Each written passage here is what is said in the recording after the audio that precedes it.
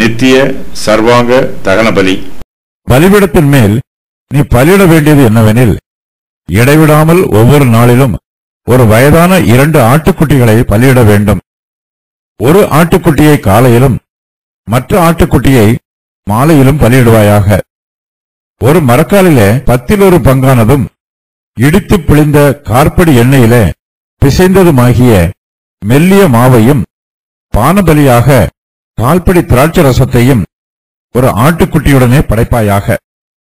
மற்ற ஆட்டுக்குட்டியை மாலையிலே பலியிட்டு காலையிலே செலுத்தின போஜன பலிக்கும் பானபலிக்கும் ஒத்த பிரகாரம் அதை கர்த்தருக்கு சுகந்த வாசனையான தகன பலியாக படைக்க கடவாய்.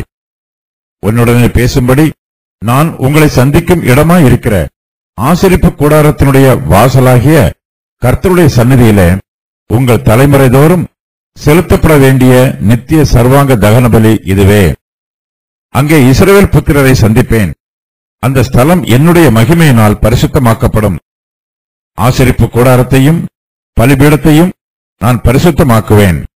எனக்கு ஆசாரிய ஊழியம் செய்யும்படிக்கு ஆரோனையும் அவன் குமாரரையும் பரிசுத்தப்படுத்தி இஸ்ரவேல் புத்திரரின் நடுவே நான் வாசம் பண்ணி அவர்களுக்கு தேவனாயிருப்பேன். தங்கள் நடுவே நான் வாசம் பண்ணும்படி தங்களை எகிப்து தேசத்திலிருந்து புறப்பட பண்ணின நான் தங்கள் தேவனாகிய கர்த்தர் என்று அவர்கள் அறிவார்கள். நானே அவர்கள் தேவனாகிய கர்த்தர். பலிபீடத்தின் மேல் பலியிட வேண்டிய நித்திய சர்வாங்க தகன பலியை குறித்து கர்த்தர் சொல்லுகிறார். கர்த்தர் மோசேயை நோக்கி, பலிபீடத்தின் மேல் நீ பலியிட வேண்டியது என்னவெனில், இடைவிடாமல் ஒவ்வொரு நாளிலும் ஒரு வயதான 2 ஆட்டுக்குட்டிகளை பலியிட வேண்டும். ஒரு ஆட்டுக்குட்டியை காலையிலும் மற்ற ஆட்டுக்குட்டியை மாலையிலும் பலியிடுவாயாக என்று சொல்லுகிறார். மூல எபிரேய பாஷையில் யாத்திராகமம் 29:38 வசனம் இப்பொழுது என்று ஆரம்பமாகிறது. தெய்வீக ஊழியங்களுக்காக ஆசாரியரும் பலிபீடமும் பூரணமாக பரிசுத்தமாக்கப்பட்ட பின்பு என்பது இதன் பொருளாகும். இடைவிடாமல் ஒவ்வொரு நாளிலும் ஒரு வயதாக 2 ஆட்டுக்குட்டிகளை பலியிட வேண்டும் என்று கர்த்தர் சொல்லுகிறார். எருசலேம் கிபி 70ஆம் ஆண்டில் அழிந்தது. ஆசரிப்பு கூடாரத்தை பற்றிய பிரமாணம் கொடுக்கப்பட்ட நாளில் இருந்து கிபி 70 வரையிலும் உள்ள காலம் சுமார் 1718 வருஷங்களாகும். இந்த வருஷங்களில் 6,27,499 நாட்கள் உள்ளன. ஒரு நாளைக்கு 2 ஆட்டுக்குட்டிகளை பலியிட்டால் மொத்தம் 12,54,998 ஆடுகளை பலியிட்டிருக்க வேண்டும். அதுபோலவே இத்தனை நாட்களுக்கு ஏராளமான மெல்லிய மாவும் ஏராளமான இடித்து பிழிந்த எண்ணெயும் ஏராளமான திராட்சை ரசமும் படைக்கப்பட்டிருக்க வேண்டும். ஒவ்வொரு நாள் காலையில் ஒரு ஆட்டுக்குட்டியும் ஒவ்வொரு மாலையிலும் ஒரு ஆட்டுக்குட்டியுமாக ஒவ்வொரு நாளிலும் ஒரு வயதான 2 ஆட்டுக்குட்டிகளை பலியிட வேண்டும் என்று கர்த்தர் சொல்லுகிறார். இந்த ஆட்டுக்குட்டிகள் சர்வாங்க தகன பலியாக செலுத்தப்பட வேண்டும். காலையிலும் மாலையிலும் சர்வாங்க தகன பலியாக செலுத்தப்படும் ஆட்டுக்குட்டியோட படைக்க வேண்டிய மற்ற பொருட்களை பற்றியும் கர்த்தர் சொல்லுகிறார். கர்த்தர் மோசேயை நோக்கி, ஒரு மரக்காலிலே 10 பங்கானதும் இடித்து பிழிந்த கார்படி எண்ணெயிலே பிசைந்ததுமாகிய மெல்லிய மாவையும் பான பலியாக கால்படி திராட்சை ரசத்தையும் ஒரு ஆட்டுக்குட்டியுடனே படைப்பாயாக என்றும், மற்ற ஆட்டுக்குட்டியை மாலையிலே பலியிட்டு காலையிலே செலுத்தின போஜன பலிக்கும் பான பலிக்கும் ஒத்த பிரகாரம் அதை கர்த்தருக்கு சுகந்த வாசனையான தகன பலியாக படைக்க கடவாய் என்றும் சொல்லுகிறார். கர்த்தருக்கு நித்திய சர்வாங்க தகன பலி செலுத்தப்படுகிறது. காலையில் ஒரு ஆட்டுக்குட்டியும் மாலையில் ஒரு ஆட்டுக்குட்டியும் பலிபீடத்தின் மேல் பலியிடப்படுகிறது. நம்முடைய கர்த்தராகிய இயேசு கிறிஸ்து பிதாவின் சமூகத்திலே நமக்காக எப்போதும் பரிந்து பேசிக் கொண்டிருக்கிறார் என்பதற்கு இது அடையாளம். இயேசு கிறிஸ்துவின் பரிசுத்தத்தில் அவருடைய சபையும் பரிசுத்தமாக்கப்படுகிறது. இயேசு கிறிஸ்துவின் சபையானது தொடர்ந்து பரிசுத்தமாக்கப்பட்டு வருகிறது.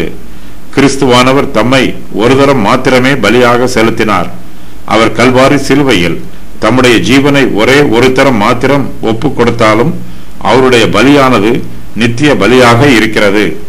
விசுவாசிகளாகிய நாம் ஒவ்வொரு நாளும் கர்த்தருக்கு நம்முடைய துதிகளின் பலிகளையும் ஸ்தோத்திர பலிகளையும் தொடர்ந்து செலுத்த வேண்டும்.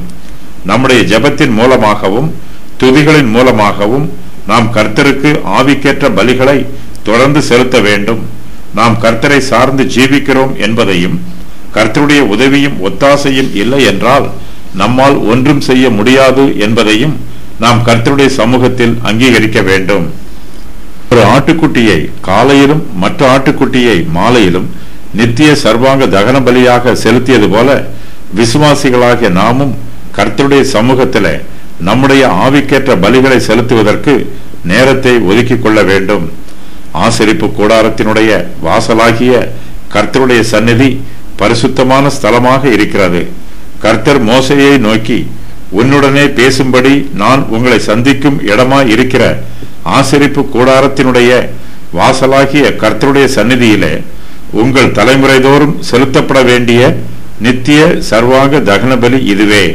அங்கே இஸ்ரவேல் புத்திரரை சந்திப்பேன். அந்த ஸ்தலம் என்னுடைய மகிமையினால் பரிசுத்தமாக்கப்படும் என்று சொல்லுகிறார்.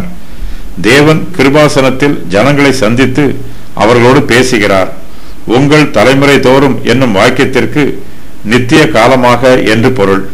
இஸ்ரவேல் தேசம் நித்திய தேசமாகும். இயேசு கிறிஸ்து நித்திய காலமாக ஆட்சி புரிவார். கர்த்தர் இஸ்ரவேல் புத்திரருக்கு தம்முடைய ஆசீர்வாதமான வார்த்தைகளை மிகவும் விசேஷமான வாக்கு தத்தங்களையும் சொல்லுகிறார். கர்த்தர் ஆசரிப்பு கூடாரத்தையும் பலிபீடத்தையும் நான் பரிசுத்தமாக்குவேன். எனக்கு ஆசாரிய ஊழியம் செய்யும்படிக்கு ஆரோனையும் அவன் குமாரரையும் பரிசுத்தப்படுத்தி இஸ்ரவேல் புத்திரரின் நடுவே நான் வாசம் பண்ணி அவர்களுக்கு தேவனாய் இருப்பேன் என்று சொல்லுகிறார். ஆசரிப்பு கூடாரத்தையும் பலிபீடத்தையும் நான் பரிசுத்தமாக்குவேன் என்று கர்த்தர் சொல்லுகிறார். இவற்றில் பாவம் இல்லாத போதும் இவை பரிசுத்தமாக்கப்படுகிறது. இவை தேவனுக்காக வேறு பிரிக்கப்படுகிறது. இஸ்ரவேல் புத்திரரின் நடுவே நான் வாசம் பண்ணுவேன் என்று கர்த்தர் சொல்லுகிறார். இந்த வாக்குத்தத்தங்கள் ஓரளவு நிறைவேறி உள்ளன. புதிய பூமியில் தேவன் தம்முடைய தலைநகரத்தை புதிய எருசலேமில் ஸ்தாபிக்கும் போது அவர் மனுஷர் மத்தியிலே பிரத்யட்சமாய் வாசம் பண்ணுவார். இதற்கு முன்பு கிறிஸ்துவானவர் மனுஷர் மத்தியிலே 1000 வருஷம் ஆட்சி புரிவார். நாம் கர்த்தருக்காக செய்ய வேண்டிய ஊழியத்தை உண்மையாய் செய்யும் போது கர்த்தர் நமக்காக செய்ய வேண்டியதை நிச்சயமாய் செய்வார். கர்த்தர் இஸ்ரவேல் புத்திரருக்கு தம்முடைய ஆசீர்வாதமான வார்த்தைகளையும் வாக்கு தத்தங்களையும் சொல்லும் போது தங்கள் நடுவே நான் வாசம் பண்ணும்படி தங்களை எகிப்து தேசத்தில் இருந்து புறப்பட பண்ணின நான் தங்கள் தேவனாகிய கர்த்தர் என்று அவர்கள் அறிவார்கள். நானே அவர்கள் தேவனாகிய கர்த்தர் என்று சொல்லுகிறார்.